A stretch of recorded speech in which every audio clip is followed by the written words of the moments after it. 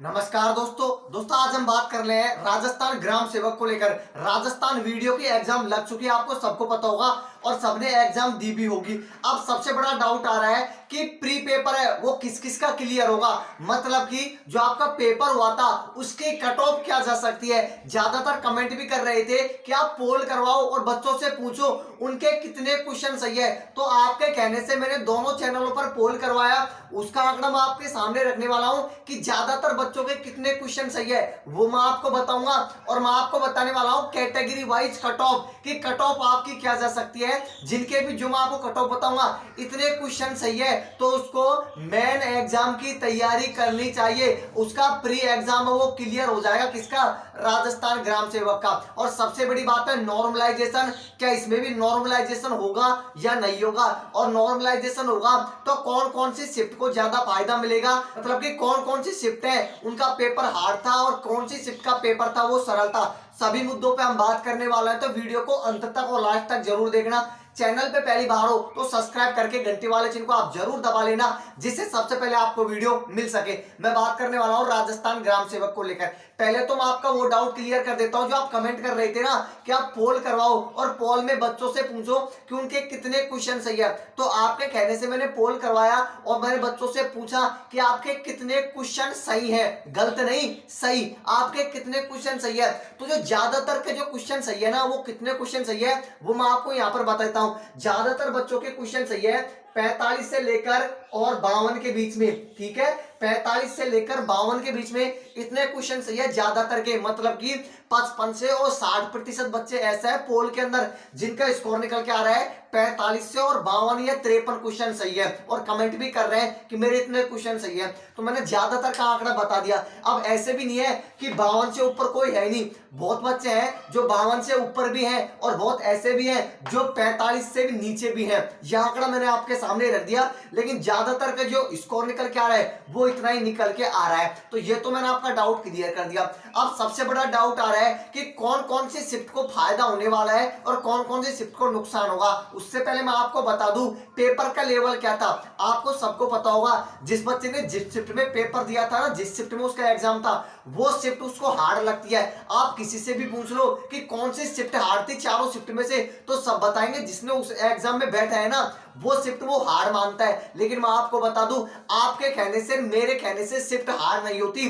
Shift hard का निर्णय दोस्तों जब रिजल्ट तैयार होगा ना आपका तब पता चलेगा कि ज्यादातर बच्चे किस शिफ्ट के पास हो रहे हैं, तब पता चलेगा। यदि एक ही शिफ्ट के ज्यादा बच्चे पास हो रहे हैं इसका मतलब यह है इस शिफ्ट का पेपर थोड़ा सा नॉर्मल था जिस कारण से इस शिफ्ट के ज्यादा बच्चे पास हो रहे हैं, मतलब कि कहीं ना कहीं नॉर्मलाइजेशन में उनको फायदा कम होगा। और जिनका दोस्तों शिफ्ट का पेपर हार्ड था ना उनको नॉर्मलाइजेशन का फायदा थोड़ा सा ज्यादा होता है। तो ये तो मैंने आपको शिफ्ट का बता दिया कि कौन सा शिफ्ट का पेपर हार्ड था कौन सी का सरल था। इतना जरूर कह देता हूं 27 तारीख को फर्स्ट शिफ्ट का पेपर हम सरल मान सकते हैं और चारों शिफ्ट में से सबसे हार्ड शिफ्ट थी वो 28 तारीख को सेकंड शिफ्ट थी ना, वो सबसे हार्ड थी। पेपर उठाकर भी आप देख लेना। लेकिन आप जिससे जाके पूछोगे ना वो एक ही बात बताएगा, जिस शिफ्ट में वो एग्जाम देने बैठा था ना खुद की शिफ्ट को वो हार्ड बताएगा क्योंकि उसने पेपर दिया है तो उसको पता है पेपर क्या था। लेकिन दोस्तों चारों के चारों पेपर का लेवल था हम सेम मान सकते हैं। जो दोस्तों 27 तारीख के फर्स्ट शिफ्ट के पेपर को और 28 तारीख के सेकंड शिफ्ट के पेपर को आप छोड़ सकते हो क्योंकि यहाँ पर थोड़ा सा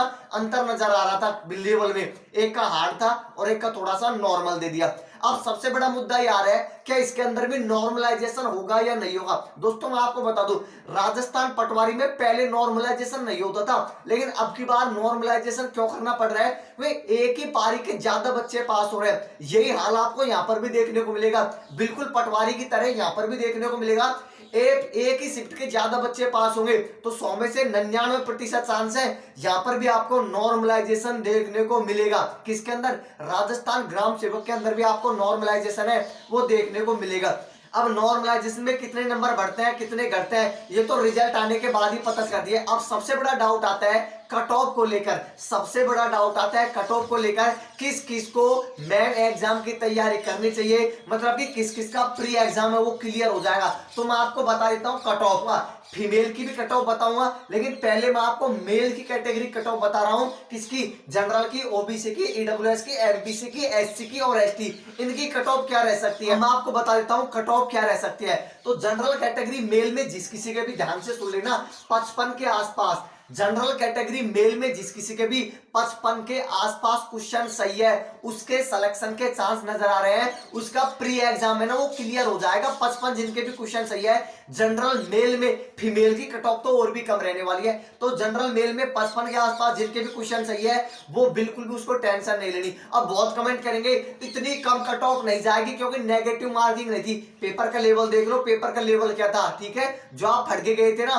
वो मिले ही नहीं। इसका मतलब यह कहीं ना कहीं कट ऑफ थोड़ी सी गिरने वाली है। मैं भी मानता हूं कि अब की बार क्या होता है, अब की बार नेगेटिव मार्किंग भी नहीं थी और दूसरी बात है नॉर्मलाइजेशन भी होगा। और जो भी आपको मैं कट ऑफ बता रहा हूं ना, नॉर्मलाइजेशन के बाद की बता रहा हूं, पहले की नहीं बता रहा। तो जनरल में जिस किसी के भी 55 के आसपास क्वेश्चन सही है मेन में, मेल में, तो वो बिल्कुल सेफ है। आगे बता दूं ओबीसी मेल में जिस किसी के भी 54 के आसपास क्वेश्चन सही है वो भी बिल्कुल सेफ नजर आ रहा है। ईडब्ल्यूएस में जिस किसी के भी 54 से और 55, 54 या 55 क्वेश्चन सही है, राइट है, जिनके भी 54 और 55 के आसपास, तो वो भी बिल्कुल सेफ नजर आ रहे हैं। एमबीसी की कट ऑफ मैं आपको बता दूं, एमबीसी में जिस किसी के भी 52 के आसपास क्वेश्चन सही है एमबीसी कैटेगरी में, वो भी बिल्कुल सेफ नजर आ रहा है। मैं मेल की बता रहा हूं। आगे बता दूं एसटी की, एसटी में जिस किसी के भी 50 के आसपास या 49 के आसपास क्वेश्चन सही है, 49 या 50, वो भी सेफ नजर आ रहा है। आगे बता दो एससी में, एससी मेल की, एससी मेल की कट ऑफ कम रहने वाली है।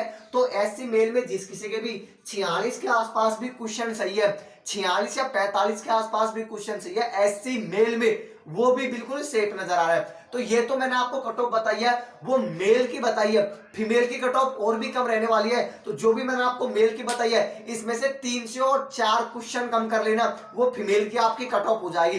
तो मेल की और फीमेल की दोनों की कट ऑफ मैंने आपको बता दी। फीमेल की कट ऑफ रहने वाली है, जो भी मैंने आपको मेल की कट ऑफ बताई है, उस जिस भी कैटेगरी के अंदर आप आते हो उसमें से 3 से और 5 क्वेश्चन कम कर लेना, वो आपकी फीमेल की कट ऑफ रह सकती है। तो ये भी मैंने आपको जो कट ऑफ बताई है ये अनुमानित कट ऑफ बताई है, ठीक है। यदि आपके इतने क्वेश्चन सही है तो आप बिल्कुल सेफ हो। अब भी आपका कोई भी डाउट रह जाता है तो बेझिझक कमेंट करके आप पूछ सकते हो, जल्दी से जल्दी रिप्लाई करने की कोशिश करूंगा। चैनल पे आप पहली बार हो तो सब्सक्राइब करके घंटी वाले चिन्ह को आप जरूर दबा लेना, जिससे सबसे पहले आपको वीडियो मिल सके। धन्यवाद दोस्तों वीडियो देखने के लिए।